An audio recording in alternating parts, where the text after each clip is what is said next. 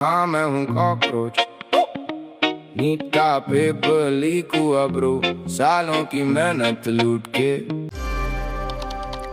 Social મીડિયામાં ચર્ચામાં આવેલી કોકરોચ જનતા પાર્ટીનું હવે એક્સ એકાઉન્ટ ભારતની અંદર બેન કરવામાં આવ્યું છે અને આ જ સમગ્ર મામલે હવે જે કોકરોચ જનતા પાર્ટીના સ્થાપક છે એમના દ્વારા વધુ એક વિડીયો બનાવવામાં આવ્યો છે અને શું ખરેખર આ જ આપણી લોકશાહી છે તેવા સવાલો પૂછ્યા છે।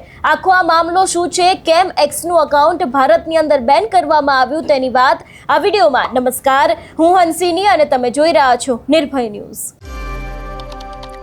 સીજીઆઈના એક નિવેદનના કારણે આખી સોશિયલ મીડિયા પર ચર્ચામાં આવેલી આ કોકરોચ જનતા પાર્ટી છેલ્લા ઘણા સમયથી વિવાદોમાં પણ રહી છે। એની સાથે આજ કોકરોચ જનતા પાર્ટીના જે સ્થાપક છે એમને લઈને પણ ઘણા બધા વિવાદો સામે આવ્યા છે। ત્યારે હવે જ્યારે ઇન્સ્ટાગ્રામમાં તેમના ફોલોવર્સ 10 મિલિયનને પાર થઈ ગયા છે, તેમના સોશિયલ મીડિયાના જે બીજા પ્લેટફોર્મ્સ હતા એમાં પણ દિવસે ને દિવસે તેમના ફોલોવર્સ છે તે વધી રહ્યા હતા, એવામાં હવે એક્સને બેન કરવામાં આવ્યું છે એવી વિગતો સામે આવી રહી છે। આ વિષયને લઈને વાત કરવામાં આવે તો ચીફ જસ્ટિસ સૂર્યકાંતના એક નિવેદન બાદ બનેલી કોકરોચ જનતા પાર્ટીના એક્સ એકાઉન્ટ પર પ્રતિબંધ મૂકવામાં આવ્યો છે। ગયા અઠવાડિયે સુપ્રીમ કોર્ટમાં સુનાવણી દરમિયાન સીજીઆઈ સૂર્યકાંતે દેશના બેરોજગાર યુવાનોને સરખામણી કોકરોચ સાથે કરી હતી। વિવાદ વધ્યા બાદ તેમણે પોતાના નિવેદન ઉપર સ્પષ્ટતા કરી, જો કે યુવાનોએ આ નિવેદનનો જોરદાર વિરોધ કર્યો અને પરિણામે કોકરોચ જનતા પાર્ટીની શરૂઆત થઈ। મજાક તરીકે શરૂ થયેલી આ પાર્ટીએ સોશિયલ મીડિયા પર ઝડપથી લાખો ફોલોવર્સ છે તે મેળવી લીધા હતા, પરંતુ હવે ભારતમાં પાર્ટીના પહેલાના એકાઉન્ટ પર પ્રતિબંધ મૂકવામાં આવ્યો છે।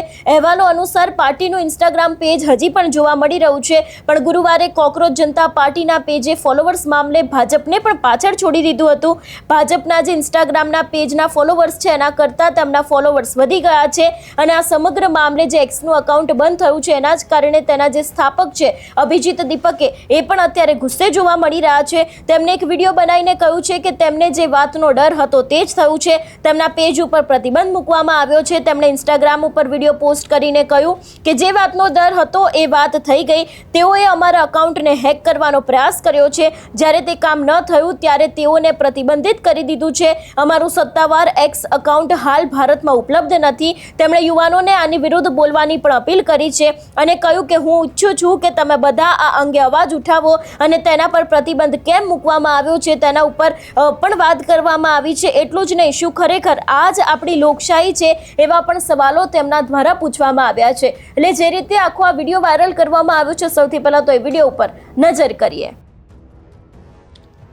हेलो एवरीबॉडी, जिसका डर था वही हुआ। पहले इन लोगों ने हमारा अकाउंट हैक करने को ट्राई करा, जब इनसे हैक नहीं हुआ तो अब इन्होंने हमारा ट्विटर हैंडल इंडिया में बंद कर दिया है, बैन कर दिया है। आप सभी लोग देख सकते हैं ट्विटर पर जाकर कि हमारा कॉकरोच जनता पार्टी का ऑफिशियल ट्विटर हैंडल अभी इंडिया में नहीं दिख रहा है किसी को भी।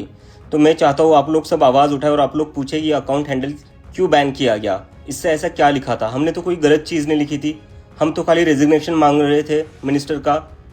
वो स्टूडेंट ने सुसाइड की तो उसके बदले हम कुछ अकाउंटेबिलिटी चाहते थे और बदले में इन्होंने हमारा अकाउंट डीएक्टिवेट कर दिया। तो ये कहाँ की डेमोक्रेसी है? आप सभी ये सवाल पूछो।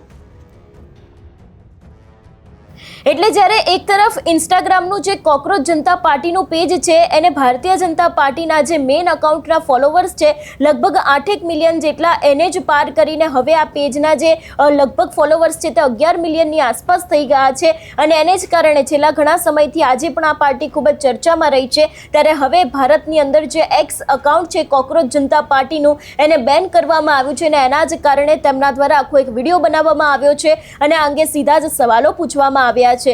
એટલે એક નિવેદનના કારણે આખી શરૂ થયેલી આ પાર્ટી અત્યારે હાલ સોશિયલ મીડિયાની અંદર ભારે હંગામો મચાવી રહી છે। ઘણા બધા સવાલો છે તે પૂછવામાં આવી રહ્યા છે અને જ્યારે એક્સનું હેન્ડલ બેન કરવામાં આવ્યું છે ભારતની અંદર, તેને લઈને તમારો શું અભિપ્રાય છે અમને કમેન્ટ કરીને ચોક્કસથી જણાવજો। તેની સાથે અમારી ચેનલ નિર્ભય ન્યૂઝને લાઇક, શેર અને સબસ્ક્રાઇબ કરવાનું ભૂલશો નહીં। નમસ્કાર।